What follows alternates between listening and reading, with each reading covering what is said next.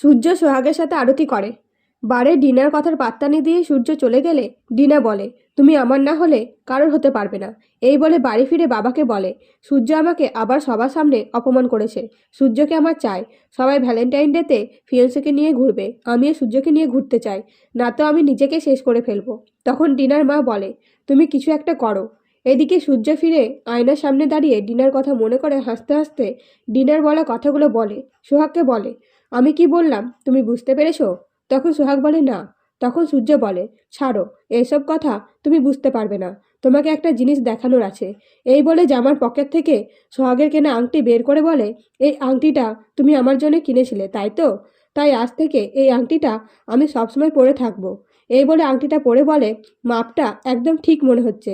আমার মাপ নিয়ে বানানো হয়েছে মনে হচ্ছে। তখন সোহাগ বলে, একদম ঠিক ধরেছেন। আমি সুতো নিয়ে হাতের রেখা দেখার নাম করে মাপ নিয়েছিলাম।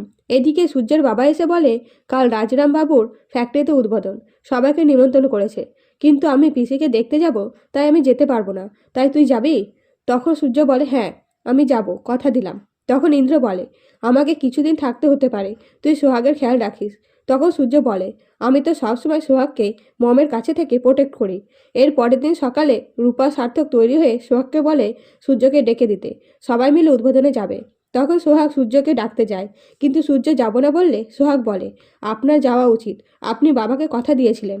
তখন সূর্য বলে, ধন্যবাদ এটা মনে করে দেওয়ার জন্য। তবে তুমি আমার সাথে যাবে, না হলে আমি যাব না। যতই হোক তুমি আমার স্ত্রী। তখন সোহাগ যেতে না চাইলে সূর্য বলে, তুমি গেলে বাবার সম্মান রক্ষা হবে। তাই সোহাগ সূর্যের সাথে উদ্বোধনে যায় এবং সেখানে যেয়ে সূর্যের সাথে আরতি করে সোহাগ। তো বন্ধুরা, নতুন নতুন আপডেট পেতে চ্যানেলটিকে সাবস্ক্রাইব করে পাশে থাকবেন। ধন্যবাদ।